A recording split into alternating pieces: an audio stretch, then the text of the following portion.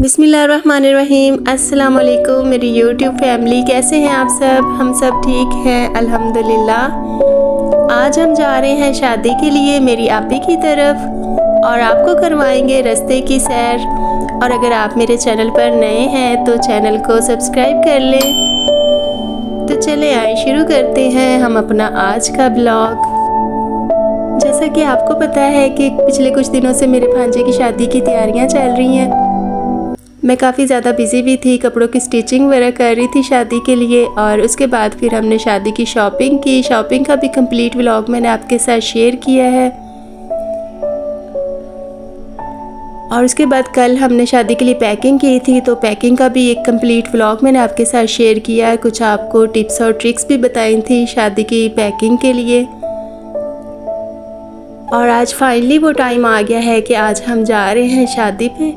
सुबह फजर के टाइम हम उठे हैं, नमाज और कुरान पाक पढ़ने के बाद नाश्ता किया और उसके बाद फिर हमने तैयारी की और अभी हम घर से निकल रहे हैं और जा रहे हैं मेरी आपी की तरफ शादी के लिए। तो आप भी हमारे साथ रहिएगा, आपको हम रास्ते के खूबसूरत व्यूज़ दिखाएंगे और साथ में कुछ गपशप भी करेंगे। जैसे ही सुबह हमारी तैयारी वगैरह कंप्लीट हो गई थी तो उसके बाद फिर ऑटो वाला भी आ गया और ऑटो वाले ने सामान वगैरह हमारा सारा रख लिया है ऑटो में। अभी घर को लॉक करने के बाद अभी हम निकल रहे हैं।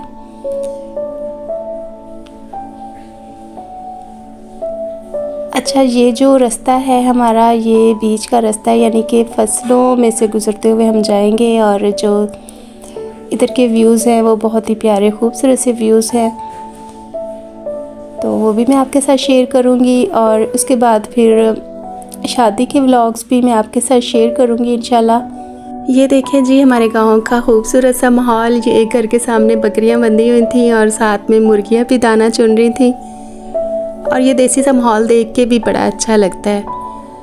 यहाँ के जो रहने वाले लोग हैं, इन्होंने ज़्यादातर घरों में मवेशी पाले हुए हैं जो कि रात के टाइम अंदर बांध देते हैं और जैसे ही सुबह होती है तो निकाल के घर के बाहर बांध देते हैं। यहाँ पे अक्सर घरों के सामने जो है मवेशी बंधे हुए नज़र आएंगे। किसी घर के सामने गायें भैंसें बंधी हुई हैं और किसी घर के सामने जो है बकरियाँ बंधी हुई हैं।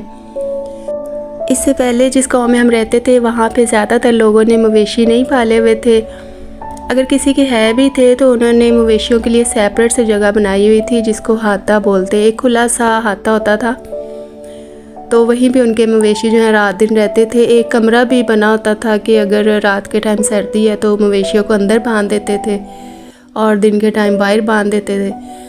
और कुछ छाँव का इंतज़ाम भी किया होता था कि गर्मियों में जो है मवेशियों को छाँव के नीचे बांधा होता था या फिर बाहर कहीं दरख्तों के नीचे बांधे होते थे।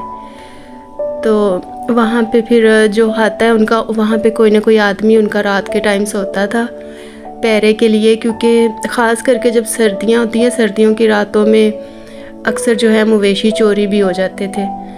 तो बस जिनकी किस्मत अच्छी होती थी उनको वापस मिल भी जाते थे और कई बेचारों को नहीं भी मिलते थे।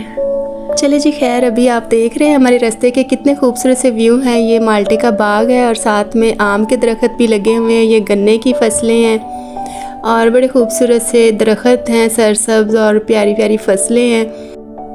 यहाँ पे हमारा रिक्शा ख़राब हो गया था तो कुछ देर के लिए हम रिक्शे से नीचे उतरे हैं और ये खूबसूरत से व्यू हमने कैप्चर करने की कोशिश की है, लेकिन वीडियो में उतने खूबसूरत व्यूज़ कैप्चर नहीं होते जितने रियल में लग रहे होते हैं। बड़े खूबसूरत से व्यूज़ थे। ये सामने भी बाग है और ठंडी ठंडी बड़ी मज़े की हवा चल रही थी, बड़ा अच्छा लग रहा था। और ये जो खूबसूरत से व्यूज़ हैं इनको हमने वीडियोज़ में कैप्चर करने की कोशिश की है। ये देखें आप। जैसा कि आप सब जानते हैं कि फ़ैमिली के साथ सफ़र का एक अलग ही मज़ा होता है, ख़ास तौर पे जब सफ़र खुशी के मौका पर हो। और आज हम अपने भांजे की शादी पर जा रहे हैं। यकीनन शादी के दिन खुशियों भरे होते हैं और इन खुशियों में शरीक होने के लिए जा रहे हैं हम। और ये सफ़र करते हुए हमें बहुत खुशी हो रही थी।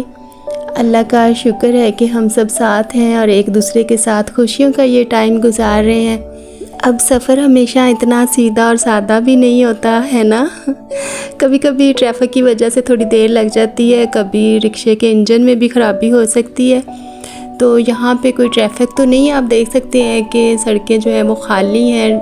ट्रैफिक वगैरह नहीं है बिल्कुल, ये तकरीबन सुनसान ही जगह समझ लें, क्योंकि सड़क के दोनों तरफ जो है वो फसलें वगैरह, कहीं कहीं पे ये छोटे छोटे गांव और रिहाइश वगैरह भी है। लेकिन इंजन हमारे रिक्शे का ज़रूर ख़राब हो गया था, तो जो रिक्शा ड्राइवर है उसने जल्दी कवर कर लिया था। लेकिन रास्ते में ऐसी छोटी छोटी परेशानियां हमें हंसी में बदलनी होती हैं। कभी कभी तो लगता है कि रिक्शा हमें घर वापस ले आएगा, लेकिन अल्लाह का शुक्र है हम काफ़ी सफ़र जो है वो तय कर चुके हैं। क्या आपको रिक्शे में सफ़र करते हुए कभी ऐसा महसूस हुआ है?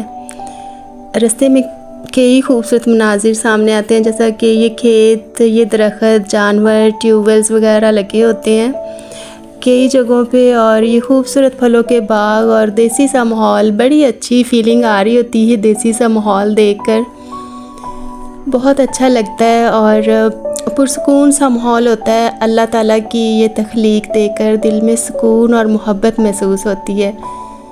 मुझे हमेशा इन कुदरती मनाजिर में अल्लाह की अज़मत नज़र आती है। अगर आपने कभी ऐसे रास्तों पर सफ़र किया है तो यकीनन आपको भी ऐसा ही महसूस होता होगा। आप खुद भी महसूस करते होंगे कि हर मंज़र के पीछे अल्लाह की कुदरत का राज छुपा होता है। हमें इन सब के लिए अल्लाह ताला का शुक्र अदा करना चाहिए। खैर, बातों बातों में अभी हम अपनी आपी के घर के करीब ही पहुंचने वाले हैं, और आप तो जानते हैं कि शादी में आने से पहले दिल में कितनी खुशी और जोश होता है। तो आप अपनी फैमिली के साथ शादी में जाने से पहले क्या सोचते हैं? मुझे याद है कि जब मैं छोटी थी तो शादी की तैयारियों के लिए बहुत ज़्यादा पुरजोश होती थी, बहुत ज़्यादा एक्साइटेड होती थी मैं। और अब जब मैं अपने बच्चों को देखती हूँ वो भी वही जज्बात रखते हैं जो मैं अपने वक्त में रखती थी। तो ये शादियों के मौके ना सिर्फ खुशी के होते हैं बल्कि ये अल्लाह ताला की नेमत का शुक्र अदा करने का मौका भी होते हैं, और तमाम रिश्तेदारों के साथ मिलने का भी एक ख़ास मौका होता है। इसी बहाने से सारे ख़ानदान वाले भी इकट्ठे होते हैं तो उनके साथ अच्छा टाइम स्पेंड करने का भी मौका मिल जाता है।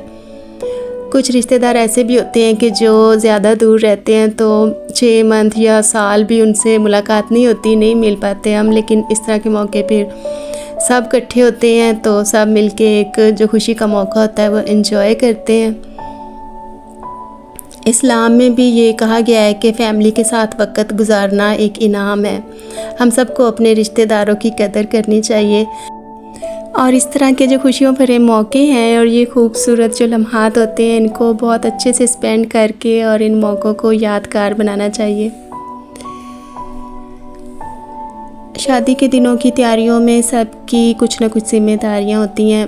बस दुआ है कि ये दिन खुशियों से भरे हों और अल्लाह की रज़ा से गुज़र जाएं।